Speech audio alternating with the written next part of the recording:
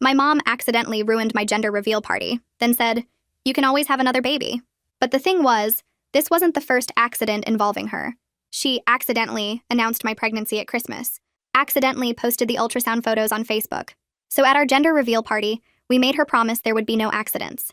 My husband and I had called everyone to watch us drop the pink or blue bath bombs into the glass tub filled with water.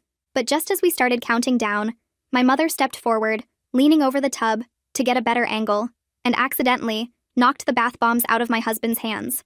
The water turned pink instantly, and before anyone could even celebrate, she started screaming, "It's a girl! It's a girl!" She turned from the tub and hugged my husband, while I stood there holding my unused bath bombs. I was furious and crying and yelled at my mom to get out. However, my family instantly jumped in to defend her. "Your mother's just enthusiastic," my father said. I borrowed a microphone that was being used for karaoke and turned to my mom. "Apologize," I demanded through tears, ignoring my dad. My mom rolled her eyes at me. "I already said I was sorry. Now you're making things awkward. Look at how uncomfortable everyone looks," she said, as if she was actually concerned about others. I tried explaining that we only got one gender reveal. We'd never get that moment back, but she held her hand to my face and cut me off. "Fine. I'm sorry. It was an accident. I'm just excited about my first granddaughter while you're being a huge party pooper." But before I could open my mouth to retaliate, my sister walked over with a smirk. "She raised you. You should honestly be grateful." I walked away after that. I'd gotten my apology and decided to be the bigger person, but I shouldn't have been so nice. The next day, I found out that my mom had self-appointed herself as co-host to our upcoming baby shower without telling me. She'd changed up a lot of the details to the party, from pink to purple, from cupcakes to donuts. She made sure it was the party she always wanted. And as if things couldn't get any worse, my mother showed up to the baby shower venue wearing the exact same dress I had picked out. "Oh, I thought everyone would be wearing this." "My bad," she giggled. But that was a blatant lie. She'd called my husband to ask what I'd be wearing, pretending she wanted to coordinate but not match. But that wasn't even what made me upset. During the party, she stood up to give a speech nobody asked for. "Thank you all so much for going to this party. It means so much to me that you're just as excited to meet baby Charlotte like I am," she announced to everyone. The room went silent. We hadn't told anyone the name. We hadn't even finalized it ourselves. It was written in our private baby journal that we kept in our bedroom nightstand, which meant only one thing. She'd gone through our bedroom during one of her visits and rummaged through our belongings. Without permission, I stood up slowly. "You're not invited to the delivery room." Everyone held their breath as her face went red. "You can't keep me from my granddaughter's birth," she gasped. "Watch me." Half the family stormed out with her. The other half stayed but looked uncomfortable. That night, she posted on Facebook about being alienated from her grandbaby by an ungrateful daughter. The next few days were quiet, except for the passive-aggressive messages and posts made on social media. But the week before my scheduled labor date, something unspeakable happened. I was taking a nap in the living room when I heard the door suddenly swing open. In the doorway was my mother, holding a key to our house. "There you are. I'm here to apologize, so let me see the birth of my granddaughter, okay?" she asked casually. My blood went cold as I stared at the key in her hand. Forget the birth situation. This was actual breaking and entering. This wasn't normal anymore. This was obsessive. I called my husband over and asked him to escort my mother out and confiscate the keys. Once she was gone, I looked at my husband. "We need to change the locks. My mother, she's out of control," I told him, shaking. Just as I feared, my mother returned to our house that night, but this time with a vengeance. "If I can't see my granddaughter, nobody can," she threatened. I stood there frozen, staring at the key in her hand, her words about not letting anyone see my baby playing over and over in my head. My husband moved fast, stepping between us and putting his hand up. He told her she needed to leave right now and that what she just said was completely out of line. She started to argue, but he was already guiding her toward the door, his voice firm in a way I'd never heard before. I couldn't move, couldn't think straight, just watched as he walked her outside toward her car. My hands were shaking, so bad I could barely hold my phone. I kept thinking about what she meant by that threat, about whether she would actually try to hurt me or the baby or do something crazy.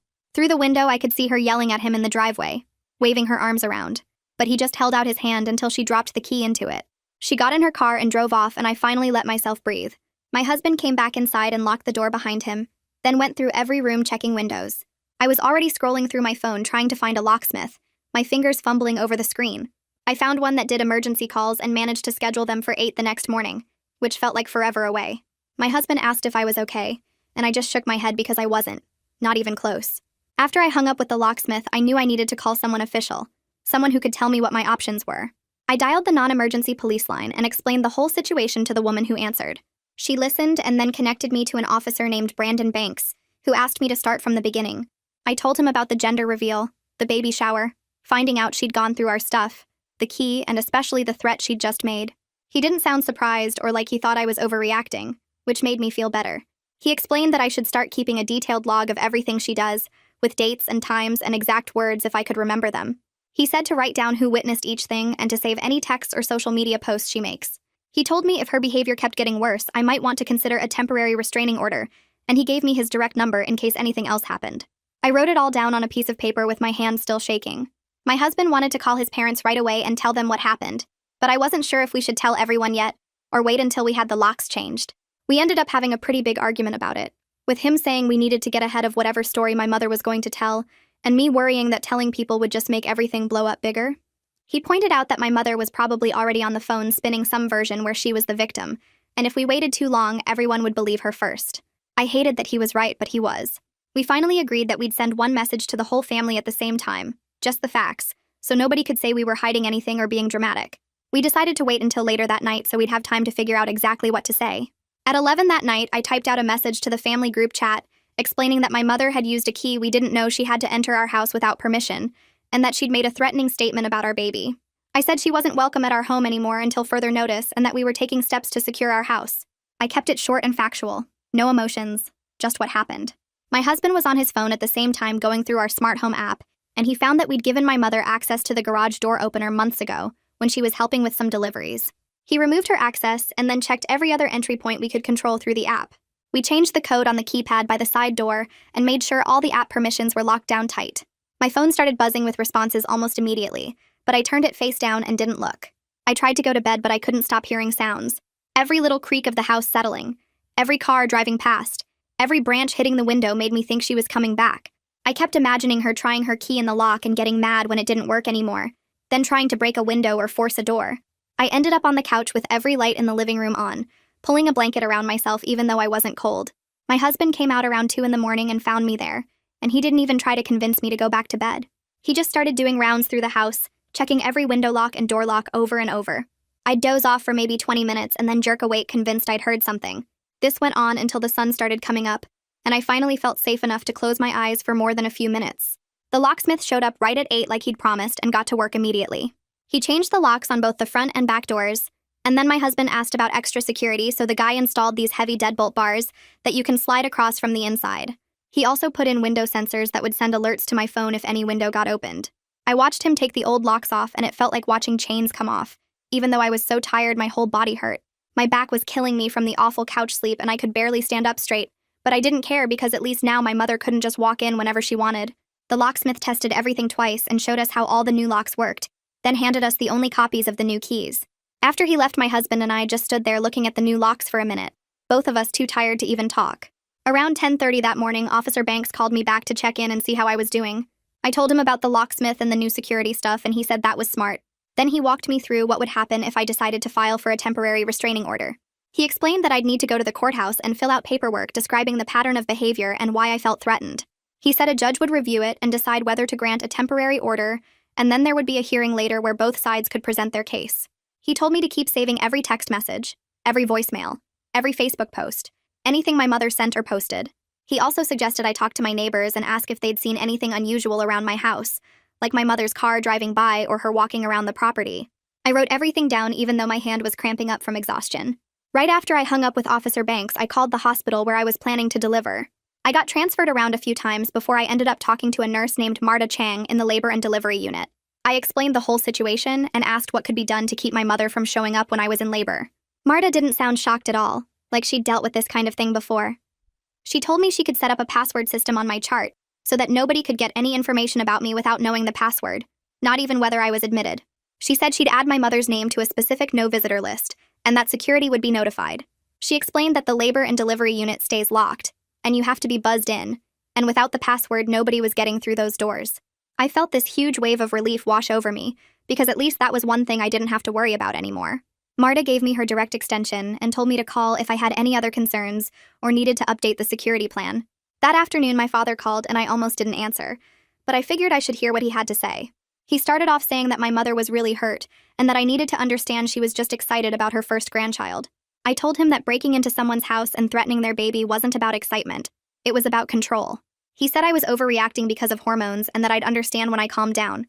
I felt my blood pressure spike, and I told him that this had nothing to do with hormones and everything to do with my mother crossing serious lines. He started in with his usual speech about how she's still my mother and family forgives family, and I just hung up on him. I couldn't listen to him make excuses for her anymore. Not after everything that had happened in the last 24 hours. The next morning, I woke up on the couch with my neck hurting and my whole body stiff. I grabbed my phone, and the first thing I saw was a notification from Facebook. My sister had posted something at 2 in the morning that said, "It's sad when some people cut off family over simple misunderstandings instead of choosing forgiveness." I took a screenshot right away and saved it to a folder on my phone labeled Evidence with the date and timestamp showing. It felt kind of petty to be collecting screenshots like this, but Officer Banks had told me to document everything, so that's what I was doing. I added a note in my phone about who might have seen the post and when it was made.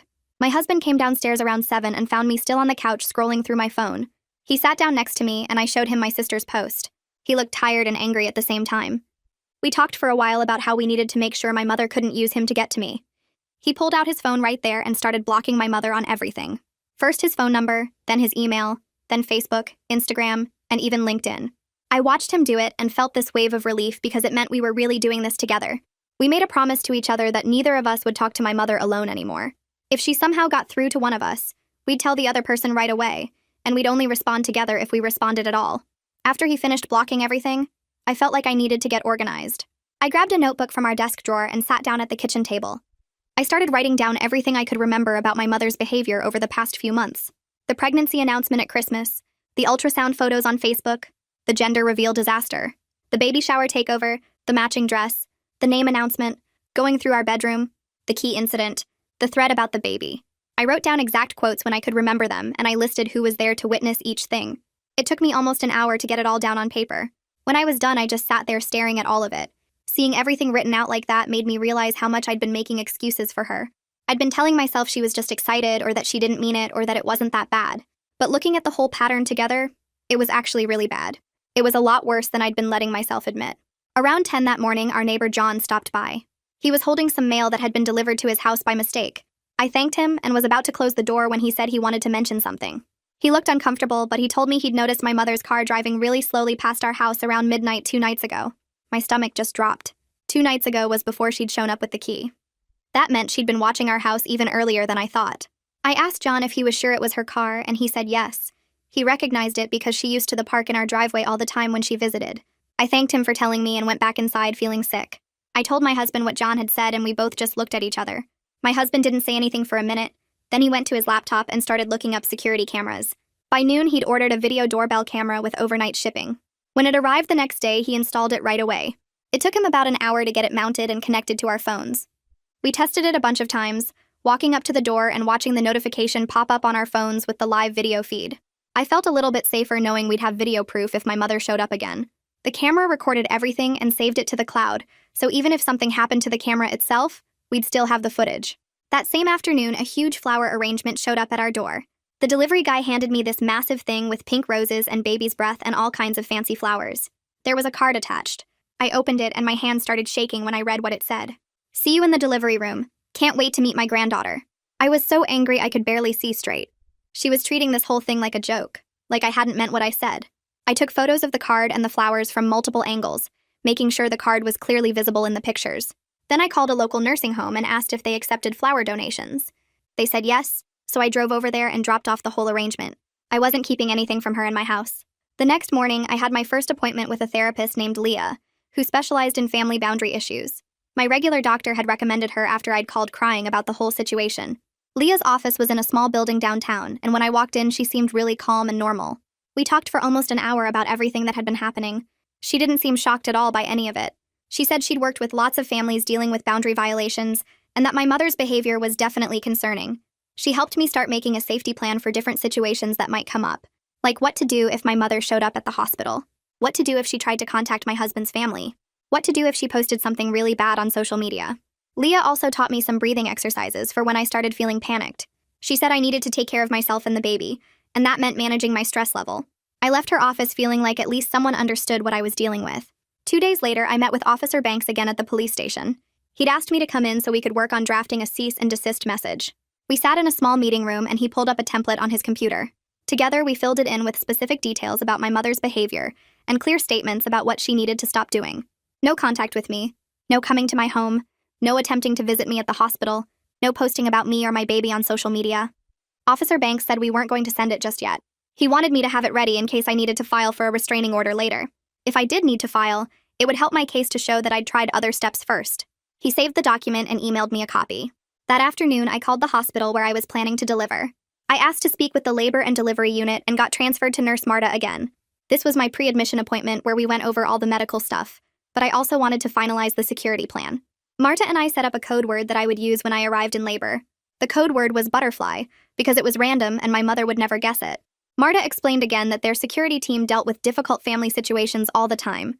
She promised me that without my code word and explicit permission, nobody was getting past those locked doors, not even if they claimed to be family, not even if they caused a scene.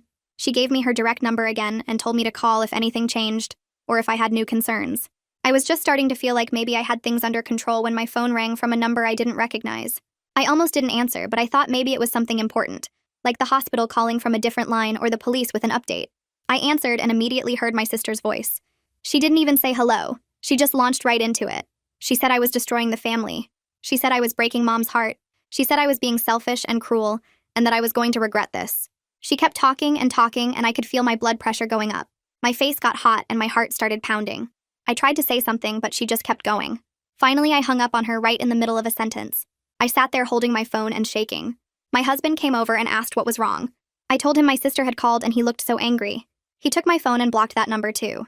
Then he made me sit down and do the breathing exercises Leah had taught me until my heart rate came back down. That night I couldn't sleep, so I sat at the kitchen table with my phone and started making a list. I created a new document and titled it Emergency Contacts.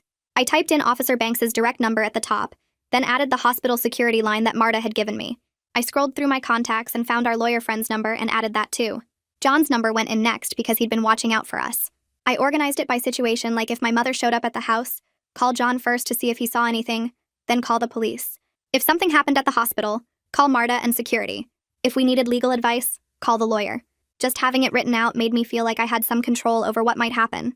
The next morning, my husband came downstairs looking upset and holding his phone. He showed me an email that had come to his work address overnight. It was from my mother. The subject line said, "Important information about your wife," and when I opened it, my hands started shaking.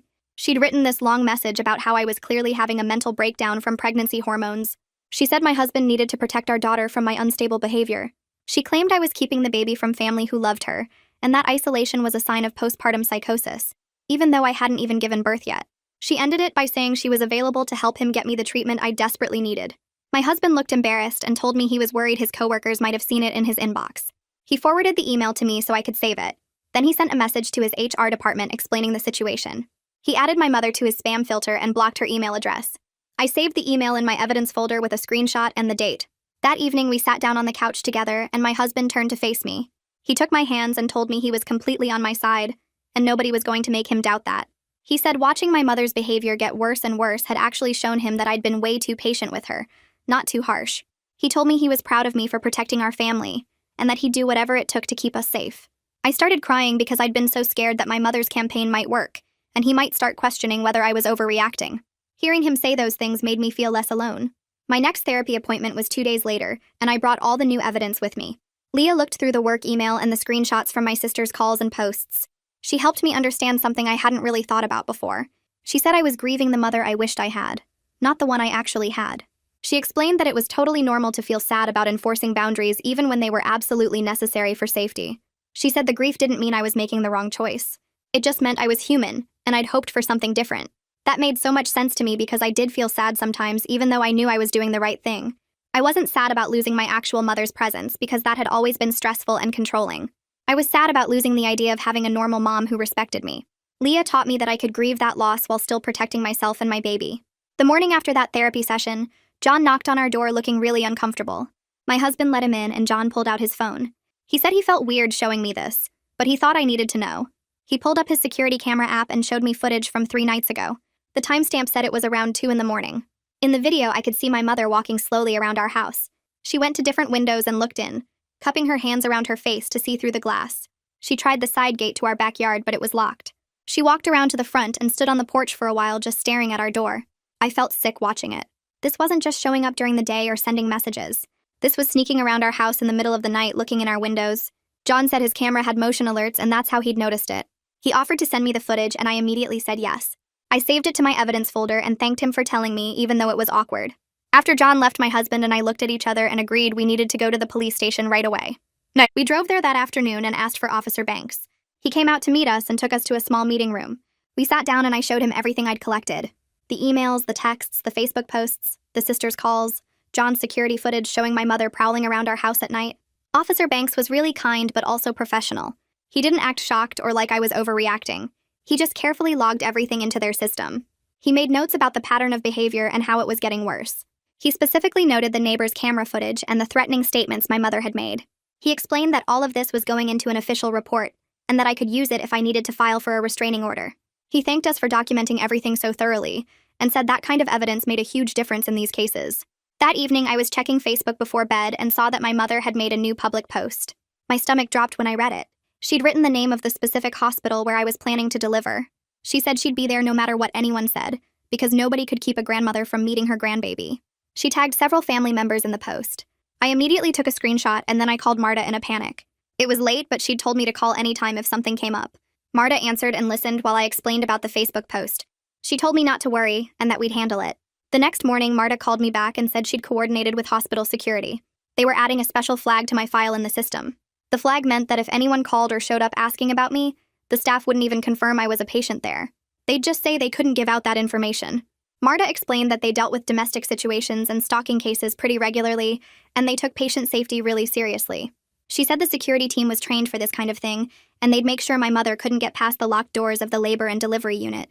Knowing the hospital had a plan made me feel a little bit better. 2 days later, I got a text from my sister that I almost deleted without reading. But I opened it and saw that she'd sent me a formal invitation. It was for a family gathering at my parents' house next week. The invitation called it a family intervention to work through this misunderstanding. She said everyone would be there and we could all talk calmly and figure this out. Part of me felt this pull to go because I still wanted to fix things somehow. I wanted there to be a way to make this okay, but I knew better. I called my husband and read him the invitation. He said it sounded like a trap. I called Leah and she agreed completely. She said walking into a room full of people who'd already decided I was wrong would just give them a chance to gang up on me and pressure me. She reminded me that I'd already tried to set boundaries multiple times and my family had ignored them every single time. An intervention wasn't going to change that. I texted my sister back and declined the invitation. Then I took a screenshot of it and added it to my evidence folder as more proof of the pressure campaign. In my next therapy session with Leah, we worked on something practical. She said I needed a simple script I could use if any family members managed to get me on the phone or corner me somewhere. We came up with 2 sentences. I'm not discussing this. This conversation is over. That was it. Just those 2 sentences. Leah had me practice saying them over and over until I could get the words out without my voice shaking or apologizing after. She said the key was to not explain or justify or argue. Just state the boundary and end the conversation. We role-played different scenarios where family members might try to guilt me or argue with me. Each time I practiced saying my 2 sentences and then pretending to hang up or walk away. By the end of the session, I felt like I could actually do it if I had to. The next morning, I met Officer Banks at the courthouse and he walked me through every single form I needed to fill out for the temporary restraining order. My hands shook as I wrote down dates and descriptions of what my mother had done, and seeing it all on paper made it feel more real and more scary at the same time. Officer Banks was patient and helped me organize everything in the right order, explaining what the judge would want to see and how to describe the pattern of behavior. I had to include the gender reveal incident, the baby shower name announcement, the unauthorized key entry, the threat she made, and all the Facebook posts. After we finished the main paperwork, Officer Banks drove me to John's house so he could sign a notarized statement about what he'd witnessed. John had written down the dates and times he saw my mother's car driving past our house and the security footage of her trying to look in our windows. Having a neighbor willing to put his name on an official document meant everything, because it proved I wasn't making this up or being dramatic. We got John's statement notarized at the bank and added it to my file. Back at the courthouse, I had to use the bathroom, and that's when everything hit me all at once. I locked myself in a stall and cried so hard I thought I might throw up. This was my mother. I was filing legal papers to force my own mother to stay away from me. But I pulled myself together, washed my face, and went back out to submit all the forms to the clerk's office. The clerk reviewed everything and stamped it received, and Officer Banks told me I did a good job and that this was the right thing to do. That evening around 8 o'clock, 2 police officers knocked on our door, and I nearly had a heart attack thinking something terrible had happened. But they explained that someone had called in a welfare check claiming they were worried about a pregnant woman being held against her will at our address. The officers were really nice and apologetic when they realized it was a false report. They could see I was fine, that my husband wasn't holding me prisoner, and that our home was safe and normal. One of the officers told me they were going to note in their system that this appeared to be a malicious call, probably from my mother trying to cause problems. He said false welfare checks were actually a crime, and if it happened again, they'd investigate who made the call. After they left, I sat on the couch shaking because my mother had stooped to using emergency services to harass us. She was wasting police time and resources just to mess with me. Officer Banks called me first thing the next morning before I'd even finished my coffee. He'd already heard about the welfare check from the officers who responded, and he said this was the final straw. He told me I needed to get that restraining order filed immediately, because my mother's behavior was escalating in dangerous ways. We spent an hour on the phone while he helped me complete the affidavit that described the full pattern of behavior. He explained exactly what to expect at the hearing, how to present myself to the judge, and what kind of questions I might be asked. He said the false welfare check was actually helpful evidence because it showed my mother was willing to lie to authorities and weaponize emergency services. I felt sick knowing that my mother's actions were now involving police officers and court systems, but Officer Banks kept reminding me that I was doing everything right and protecting my family. I drove back to the courthouse that afternoon and handed my completed filing to the court clerk. She reviewed all the paperwork and the attached evidence, then told me she was accepting my filing and would set a hearing date. My stomach dropped when she said the hearing was scheduled for 5 days from now. That was cutting it really close to my due date, and I was anxious about the timing. But the clerk explained that because of the threatening behavior and the pregnancy, they were moving my case through the system as quickly as possible. She said the judge took these situations seriously and would review all my evidence before the hearing. I left the courthouse feeling both relieved that the legal system was taking this seriously and nervous that everything was happening so fast. When I got home, my husband showed me an email my mother had sent him with the subject line in all caps reading "Last Chance." I felt my blood pressure spike as I read her demanding that we apologize to her and let her back into our lives before the baby came. She wrote that this was our final opportunity to fix things and that she wouldn't be so forgiving if we waited any longer. My husband hadn't responded to the email and said he had no intention of ever responding. We saved the email and added it to our evidence file because it showed she was still trying to find ways around my boundaries and still acting like she was the victim. The fact that she sent it to my husband instead of me proved she was trying to manipulate him and drive a wedge between us. During my next therapy session, Leah gave me homework that felt overwhelming but necessary. She said I needed to create a media blackout plan for the week I went into labor, which meant deciding exactly who got told when, and making sure those people understood they couldn't post anything online. We spent the whole session narrowing down the list of people I could trust. I realized I couldn't tell my father because he'd tell my mother immediately. I couldn't tell most of my extended family because they'd been siding with my mother on social media. We ended up with just 3 people on the list: my husband's parents and my best friend from college. All 3 of them had proven they could keep information private and wouldn't post anything on Facebook or Instagram. Leah made me practice exactly what I'd say to each of them about why they couldn't share the news publicly. 2 days later, I came home from a doctor's appointment to find a wrapped gift sitting on our front porch. There was a card from my sister saying it was a present for the baby, and that she hoped I'd accept it even though we weren't talking. Part of me wanted to just throw it away, but I brought it inside and opened it. It was a really cute stuffed elephant, soft and perfect for a newborn. I was actually touched for about 5 seconds until I squeezed the elephant and felt something hard inside. I ripped open the seam and found an AirTag tracking device sewn into the stuffing. My hand started shaking so badly I dropped the elephant on the floor. Someone had deliberately hidden a tracking device in a baby gift. My sister or my mother or both of them together had planned this. They wanted to track where the baby went, or maybe they wanted to track when we left for the hospital. I couldn't think straight and I could barely breathe. My husband found me sitting on the floor staring at the AirTag, and he immediately took over. He called Officer Banks while I just sat there trying to process that my own family would do something this creepy. The next morning, we went to the police station and filed a supplemental report about the tracking device. Officer Banks took photos of the elephant, the torn seam, the AirTag, and the card from my sister. He added everything to the restraining order evidence file and said this was actually helpful for the court case, even though it was horrible for me to experience. He explained that this kind of thing showed a clear pattern of invasive and obsessive conduct that went way beyond normal family drama. The judge would see that my mother and sister were working together to stalk me and violate my privacy in increasingly serious ways. Officer Banks said the tracking device was proof they were planning something, maybe planning to follow us to the hospital or show up wherever we took the baby. I felt validated that he took it so seriously, but I also felt more scared than ever. That afternoon, my father called my husband's cell phone instead of mine. My husband put it on speaker so I could hear, and my father admitted that my mother had taken the house key from his keyring without asking him. He said he'd noticed it was missing a few days after the incident at our house and confronted my mother about it. She'd confessed to taking it but told him it was her right as a grandmother. My father sounded tired and sad as he explained this, and for a second I thought maybe he was finally going to help us. But then he said he couldn't give a formal statement to the police because he couldn't betray his wife like that. I felt betrayed all over again because he knew exactly what she'd done wrong, but he still wouldn't help stop it. He chose his loyalty to my mother over protecting his pregnant daughter and granddaughter. My husband thanked him for the information and hung up, and I cried because I'd lost both my parents in this mess. My husband spent that evening creating a very specific list of exactly 2 people who were allowed to know when I went into labor. Just his parents. That was it. We decided even my best friend would find out after the baby was born because we needed the tightest possible circle. The next day, we drove to the hospital for a final pre-admission tour, and we practiced the code word system with the labor and delivery staff. We met with Marta again, and she walked us through exactly what would happen when we arrived. We'd use the code word at check-in, and our names would be completely hidden from the system. We practiced saying the code word out loud so it wouldn't feel weird when the real moment came. Having everything planned out and tested like this made me feel more prepared and way less scared about the actual delivery day. I knew the hospital had our backs, and that my mother couldn't just walk in and ruin everything. We drove home that night, and I actually felt like maybe we could do this. Maybe we could have our baby safely without my mother destroying it.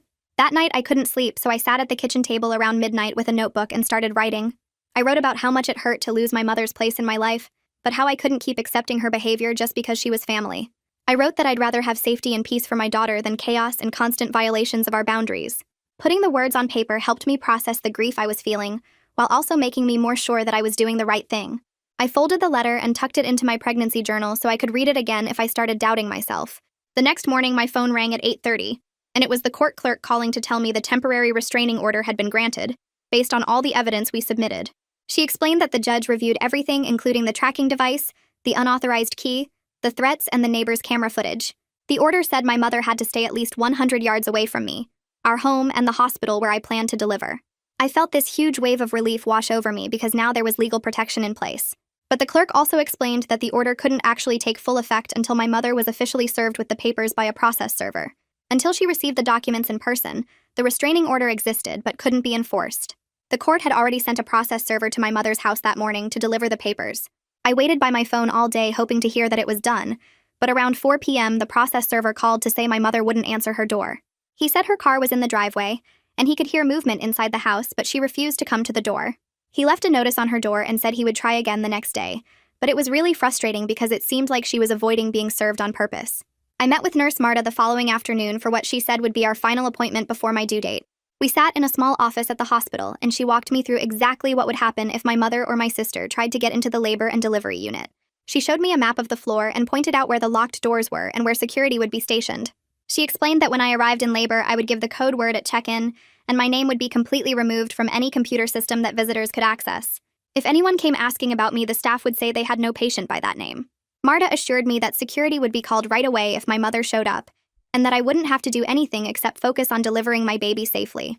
Hearing her explain the whole system step by step made me feel so much more prepared and less scared about the actual delivery day. That evening around 7 p.m., I got a text from John with a photo attached. The picture showed my mother's car parked down the street from our house with the engine running and exhaust coming out of the tailpipe. My hands started shaking as I realized she was actively watching our house right now. I immediately called Officer Banks, and he said he would send a patrol car to document it and tell her to leave. About 20 minutes later, he called back and said the patrol officers had talked to my mother and she drove away, but now we had proof she was monitoring our house. The next morning, Officer Banks called with a new plan since my mother kept avoiding the process server at her house. He said he'd arranged for the server to meet my mother at her workplace the next day during her lunch break.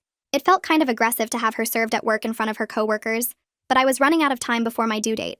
The restraining order couldn't take full effect until she actually received the papers, and I needed that protection in place before I went into labor. The following day around noon, I got a call from the process server confirming that my mother had been officially served with the restraining order papers at her job. Within an hour, she was posting angry rants on Facebook about being attacked by the system and persecuted for loving her grandchild. I took screenshots of everything she posted, but I tried not to read the comments from family members who were taking her side. Now the restraining order was fully active and enforceable, which meant if she came near me or the hospital, she could be arrested. I woke up 3 days later at 4 a.m. with strong contractions that were coming every 5 minutes.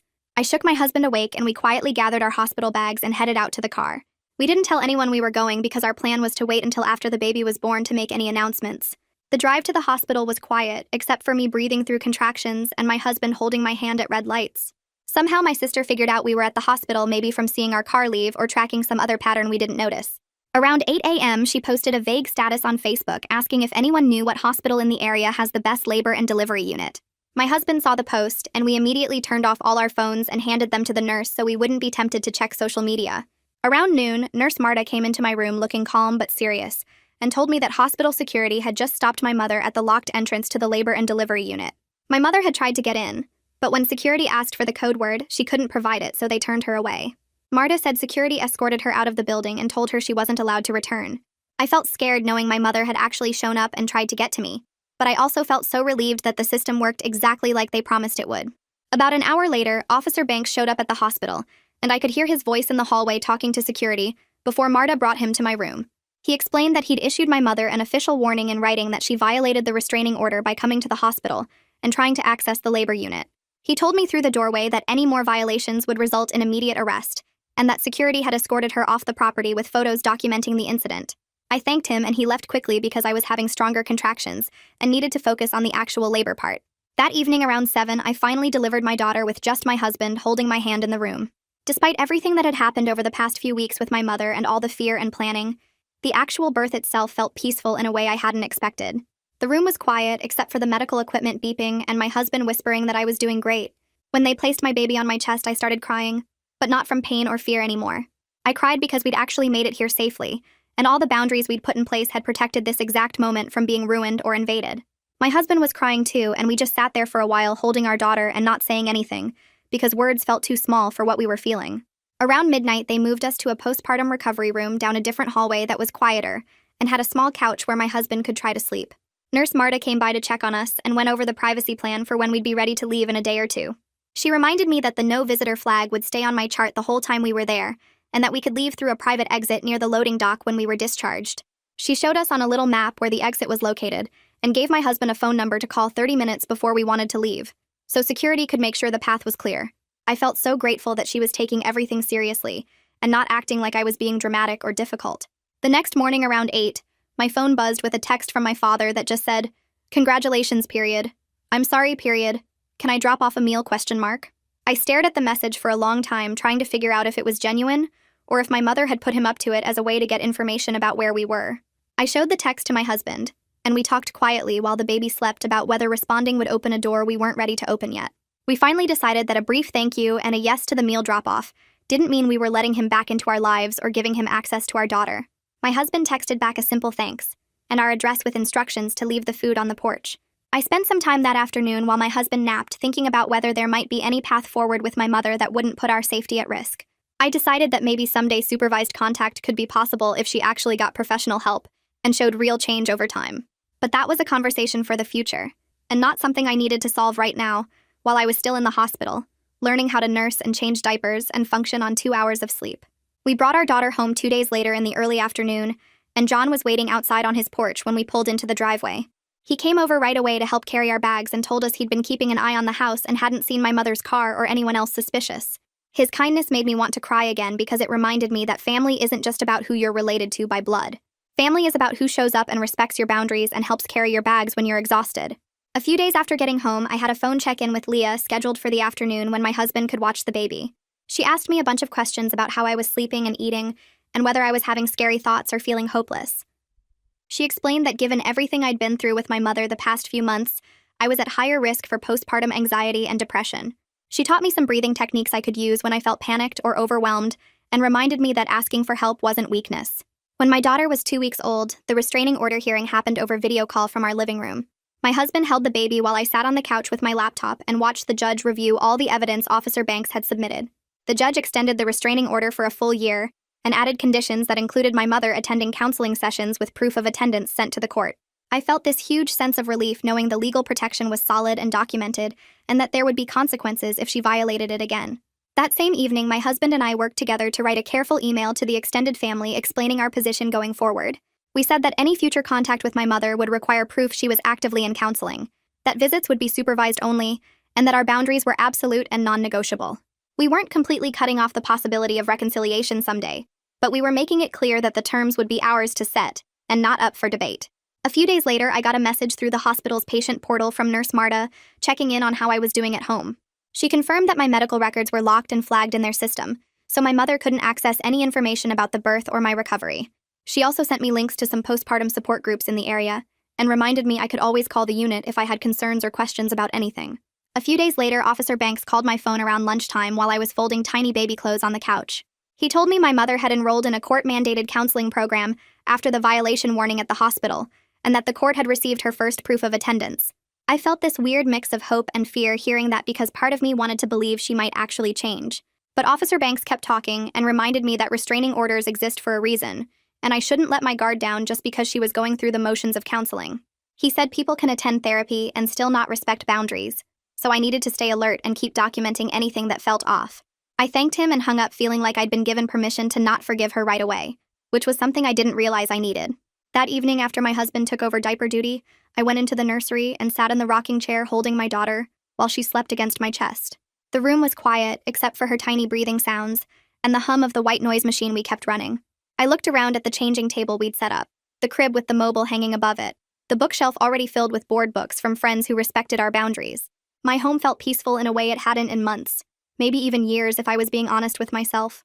The locks were changed so my mother couldn't just walk in anymore.